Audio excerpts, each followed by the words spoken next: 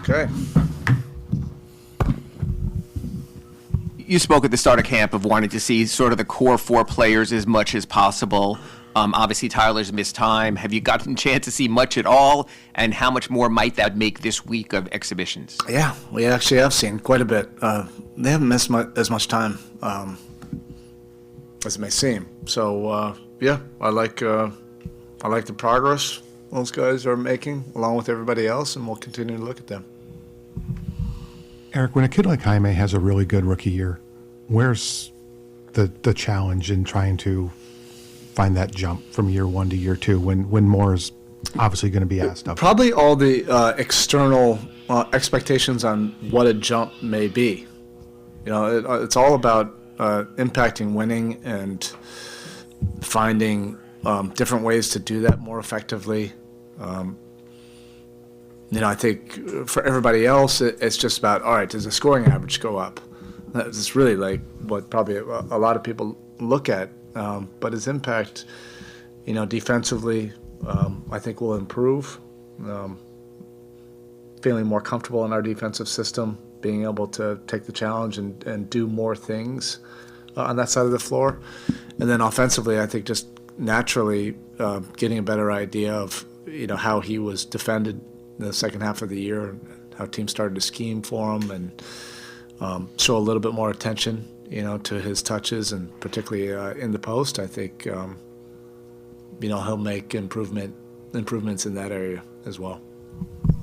Keshad has seemed to fit in since the summer immediately. What has stood out about him to you in these last couple weeks since camp started?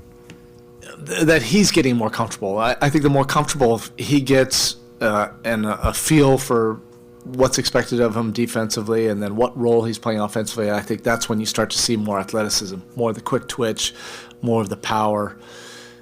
He's unique, you know, from that regard, because he, you know, he's got a strong, explosive frame, and then he can move his feet, you know, as well. He knows how to fit in as a role player. I think the summer helped him.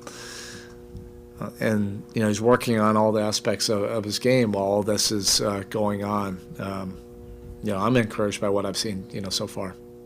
Coach, going back to Tyler and Jaime real quick, is there any limitations with their groin injuries, or is it just kind of a wait-and-see approach and see how? Well, they're both going to play tonight. I'm not going to play them 40 minutes, if that's what you're asking.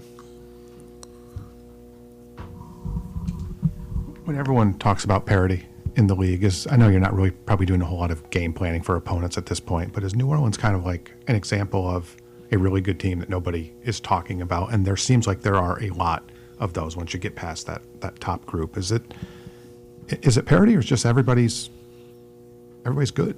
I mean, it is the NBA after all. Is it? Yeah, I think it's both. I think more teams are going for it. I think that's the best thing that's happened for whatever reasons we've talked about. The play-in scenario, some of the changes in the collective bargaining, some of you know, the changes in the lottery system. I just think all of it is setting up, you know, to be more competitive, more teams going for it, and that's when it gets fun. You know, when there's not much difference between teams, and it'll be, you know, how teams can manage all those different emotions and the competitive spirit throughout the course of a season. It gets uncomfortable, you know, at times. I love it. I know the guys in our locker room love that type of scenario. It's awesome for the league. It's great for viewership. It's great for the fans. It's ultimately really what you want. All right, thank you.